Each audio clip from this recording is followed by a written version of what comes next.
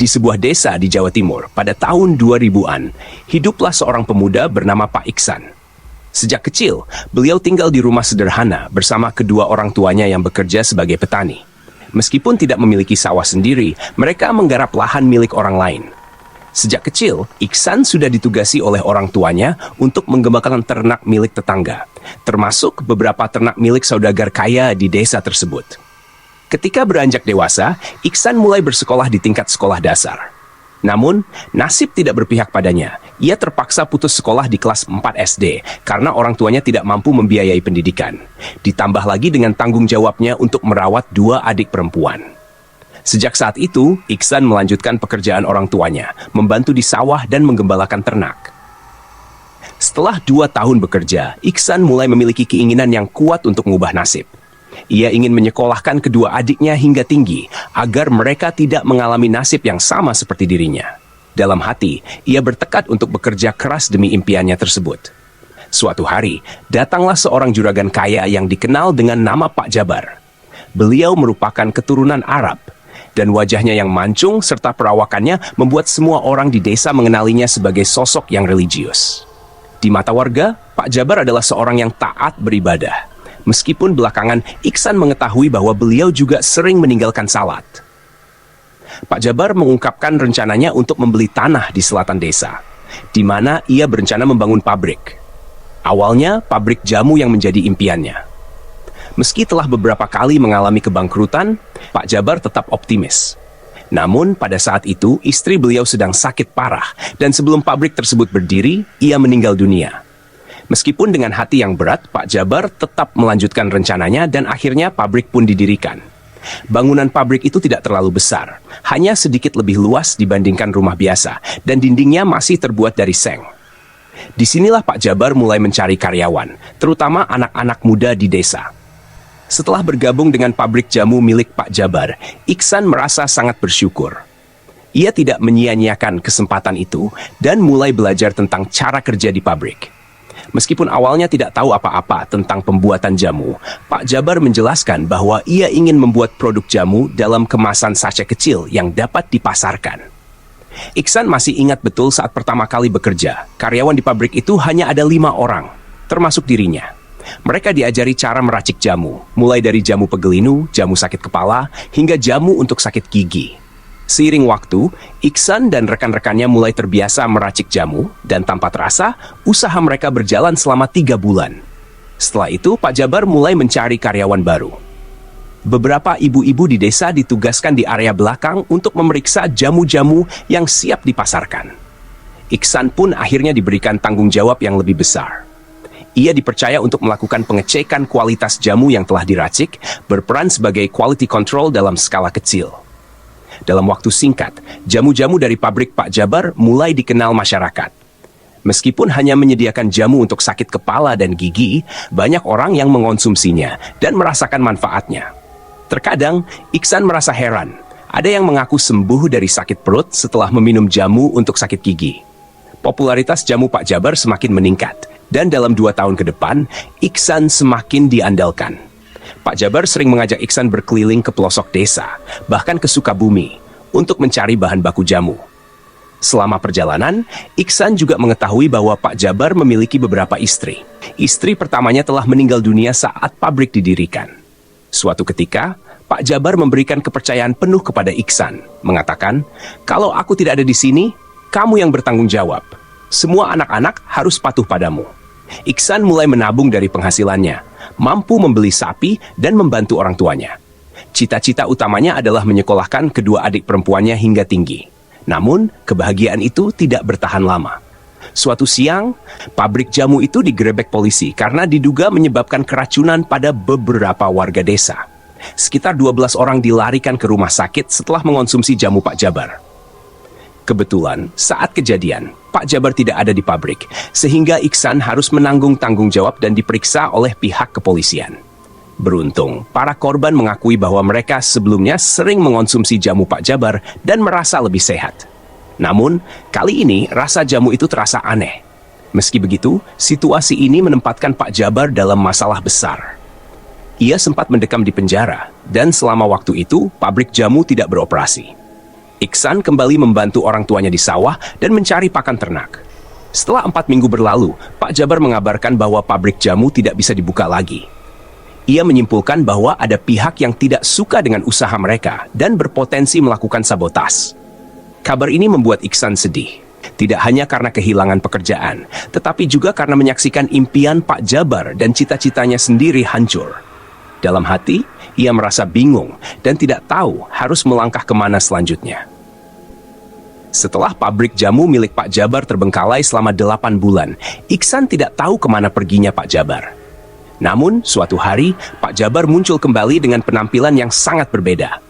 Raut wajahnya lebih segar, dan mobilnya pun kini jauh lebih mewah. Rambutnya disisir rapi dengan minyak rambut, dan ia mengenakan kacamata stylish. Iksan hampir tidak mengenali sosok yang di depannya itu. "Sen, kamu heran melihatku ya?" tanya Pak Jabar sambil tersenyum. "Ya Pak, penampilan Bapak beda sekali." "Keren," jawab Iksan dengan antusias. Pak Jabar kemudian menjelaskan rencananya untuk membuka pabrik baru. "Aku mau bikin pabrik rokok. Tolong carikan orang yang paham tentang rokok, terutama yang suka merokok." Iksan yang memang gemar merokok merasa bersemangat dengan tugas ini. Ia segera berkeliling kamp, mengajak teman-temannya untuk bergabung. Akhirnya, Iksan berhasil mengumpulkan 11 orang, dan mereka menuju pabrik yang sudah dibersihkan. Setelah melakukan wawancara, Pak Jabar hanya menerima 1 orang pria dan 5 ibu-ibu yang akan dilatih untuk melinting rokok. Mereka semua tidak punya pengalaman sebelumnya, namun semangat mereka tinggi.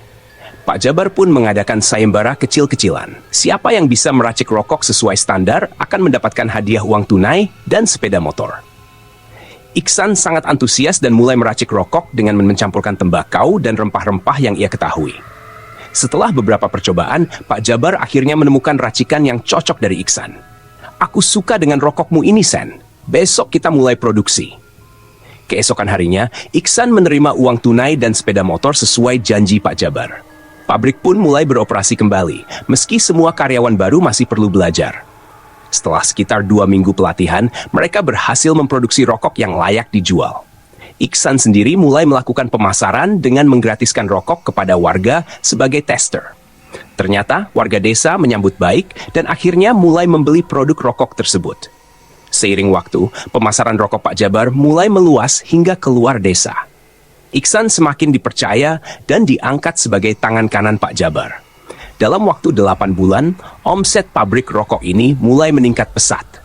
Pak Jabar menyadari perlunya tambahan tenaga kerja untuk pemasaran, dan akhirnya mendatangkan beberapa orang dari Tasikmalaya sebagai sales. Usaha pabrik rokok berkembang pesat. Jumlah tukang linting yang awalnya hanya 5 orang, kini meningkat menjadi 20, dan tim pemasaran juga berkembang dari 5 menjadi 12 orang. Pada suatu ketika, Iksan diajak keliling oleh Pak Jabar. Dalam pikirannya, mungkin Pak Jabar ingin mencari bahan-bahan untuk pabrik rokok, seperti rempah-rempah atau cengkai. Namun, alih-alih menuju ke tempat yang diharapkan, mobil mereka justru melaju ke arah pantai selatan. Iksan yang belum pernah kemana-mana merasa bingung, tetapi saat melihat laut yang luas, ia bertanya, "Pak, ini laut apa?" "Ini pantai selatan," jawab Pak Jabar. Dari sinilah Iksan mulai memahami bahwa ini adalah salah satu tempat terkenal. Setelah bersantai sejenak di pantai, mereka melanjutkan perjalanan ke sebuah desa yang padat namun penduduknya sepi. Pak Jabar menjelaskan bahwa banyak pemuda dan perempuan di desa ini yang bekerja sebagai TKW dan TKI di luar negeri. Setelah melewati desa, mereka tiba di sebuah rumah. Pak Jabar meminta Iksan untuk turun. Di depan rumah, seorang bapak berpakaian batik menyambut mereka dengan hangat. "Ini Pak Iska," kata Pak Jabar. Iksan segera menyadari bahwa Pak Iska adalah guru spiritual Pak Jabar, meskipun Pak Jabar tidak pernah menyebutnya sebagai dukun. Selama 5 hari di rumah Pak Iska, Iksan disuguhkan berbagai hidangan lezat dan menikmati fasilitas yang nyaman. Setiap hari, Pak Jabar dan Pak Iska pergi keluar, sementara Iksan tinggal di rumah. Meskipun tidak bekerja, ia merasa tenang, namun juga mulai penasaran tentang keadaan pabrik rokok. Pada hari ketiga, saat Pak Jabar dan Pak Iska kembali, Iksan merasa ada yang berbeda. Pak Iska menjelaskan, "Nanti malam akan ada ritual. Karena kamu bekerja di pabrik rokok, kamu harus ikut." Iksan merasa sedikit cemas tetapi setuju. Malam itu, Pak Iska datang membawa ayam cemani dan berbagai sesaji seperti bunga 7 rupa, kopi, dan rokok. Iksan mulai merasakan keanehan saat melihat persiapan tersebut. Nanti ini sajian untuk tumbal kecil, kata Pak Iska. Kita minta restu kepada Nyai Ratu agar pabrik rokok ini langgeng, tidak seperti pabrik jamu yang sebelumnya. Iksan mendengarkan dengan seksama, meski masih merasa ragu. Namun, ia tahu bahwa ia harus mengikuti arahan. Sekitar jam 11.30 malam, mereka masuk ke dalam satu ruangan yang gelap dan suasana mulai terasa semakin misterius. Setelah Pak Iska keluar, Iksan mendengar suara ayam yang ternyata sedang disembelih. Ketika Pak Iska kembali, ayam yang sudah mati diletakkan di atas tampah bersama bunga 7 rupa, kopi, rokok, dan uang sebesar tibul 5.000. Iksan merasa aneh, tetapi ia memilih untuk tetap diam. "Mas, nanti kamu ikuti saja. Jangan panik. Pokoknya nurut saja," ujar Pak Iska. Iksan hanya mengangguk. Cuaca yang sebelumnya cerah tiba-tiba berubah menjadi mendung. Pak Iska memukul tanah 3 kali dan memanggil sosok Nyai Ratu. Tiba-tiba, petir menggelegar dan hujan deras mengguyur, meskipun sebelumnya tidak ada tanda-tanda cuaca buruk. Iksan merasa gelisah saat mendengar derap langkah kaki yang semakin mendekat, seolah ada rombongan yang datang. Ia melihat Pak Jabar dan Pak Iska duduk bersila, tenang, sementara suasana di sekitar mulai mencekam. Dalam kondisi remang-remang, hanya diterangi lampu minyak, Iksan memperhatikan rambut Pak Jabar yang tampak seolah digerakkan oleh tangan tak kasat mata. Keterkejutannya semakin menjadi ketika suara ayam yang sudah mati itu tiba-tiba terdengar gelisah. Iksan menahan napas, merasakan ketegangan di udara. Pak Iska mengangkat tangannya, seolah mengucapkan terima kasih, dan tiba-tiba suasana berubah kembali tenang. Hujan yang deras mulai mereda, dan suasana malam itu kembali hening. "Sudah selesai, Mas? Tenang ya," kata Pak Iska. Iksan merasa lega, meskipun masih terbayang ketegangan yang baru saja dialaminya. Saat diperbolehkan keluar dari ruangan, Iksan terkejut melihat uang di tampah hanya tersisa 2.000. "Apa yang terjadi dengan uang itu?" tanyanya. Pak Iska menjelaskan bahwa uang sebesar 35.000 itu merupakan simbol untuk meminta restu kepada Nyai Ratu agar pabrik rokok Pak Jabar bisa bertahan. Setelah ritual, uang itu berubah menjadi 20.000, yang artinya pabrik bisa bertahan selama 20 tahun ke depan. Iksan merasa skeptis, tetapi memilih untuk tidak mengungkapkan keraguannya. Mereka kemudian kembali ke pabrik, di mana Pak Jabar menjelaskan lebih lanjut tentang ritual dan kepercayaan yang mereka anut. Namun, setibanya di pabrik, Iksan mendengar laporan yang mengkhawatirkan. Seorang sopir pabrik terlibat cekcok dengan karyawan kantor, dan situasi semakin tegang. Iksan merasa ada sesuatu yang tidak beres, dan perasaan cemas menyelimuti pikirannya. Percekcokan di antara karyawan semakin parah, bahkan sampai terbawa pulang. Iksan terkejut ketika mendengar berita sopir pabrik yang ditikam oleh orang tak dikenal dan meninggal. Setelah diselidiki, ternyata pelakunya adalah karyawan kantor yang sebelumnya terlibat cekcok dengan sopir itu. Kejadian ini membuat Iksan merasa pabriknya semakin tidak kondusif dan banyak hal aneh yang terjadi. Beberapa waktu kemudian, suasana semakin tegang ketika Pak Jabar mengumpulkan semua karyawan di tengah jam kerja. Dia mengklaim kehilangan uang 6 juta yang diletakkan di atas mejanya. Setelah pergi ke toilet, uang itu hilang. Pak Jabar meminta karyawan untuk mengaku, dan jika tidak ada yang mengaku, mereka akan disuruh meminum campuran garam yang disiapkannya. Iksan tahu dari mana Pak Jabar mendapatkan garam itu, yang ternyata berasal dari ritual yang dilakukan oleh Pak Iska.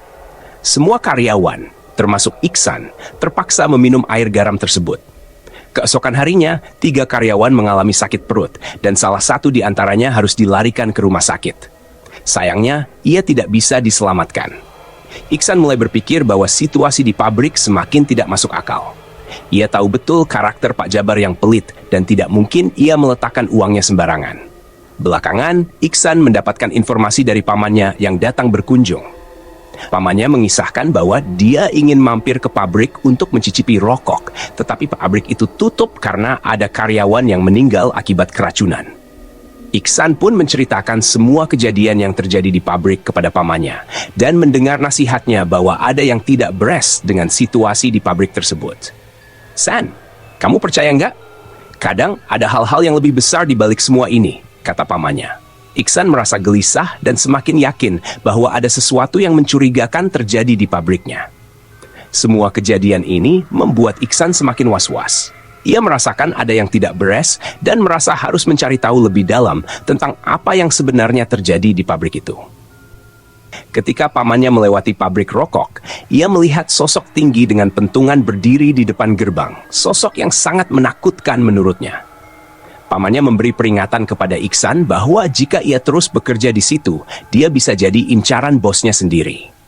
Karyawan-karyawan di pabrik tersebut telah dijadikan tumbal, dan Iksan mulai merasa ada kebenaran dalam ucapan pamannya. Kekhawatiran Iksan semakin besar ketika dia menyadari bahwa Pak Jabar memang memiliki rencana jahat untuk menumbalkan karyawannya, menggunakan informasi tentang hari naas yang diperoleh dari Pak Iska. Meskipun omset pabrik meningkat, jumlah karyawan terus menyusut, membuat Iksan merasa semakin tidak nyaman. Setelah mendengar banyak desas-desus negatif tentang Pak Jabar, termasuk kematian karyawan yang mencurigakan, orang tua Iksan menyarankan agar dia keluar dari pabrik. Meskipun gajinya di atas UMR dan dia memiliki tabungan, Iksan akhirnya memutuskan untuk meninggalkan pabrik itu demi keselamatannya.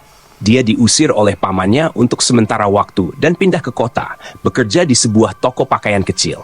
Selama 8 bulan, Iksan merasa tenang hingga ia bertemu dengan juragan pabrik rokok baru di Malang. Ia memulai lagi dari nol, bekerja keras selama 3 tahun hingga bisa membuka peternakan ayam kecil. Namun, saat Iksan kembali ke desa, pamannya memperingatkan agar dia tidak kembali terlalu cepat. Iksan pun memilih untuk mencari pekerjaan lagi di kota selama hampir 5 tahun. Ketika Iksan mendengar bahwa Pak Jabar menutup pabriknya dan meninggal dengan kondisi mengenaskan, dia merasa lega, meskipun tetap ada keraguan tentang kabar itu.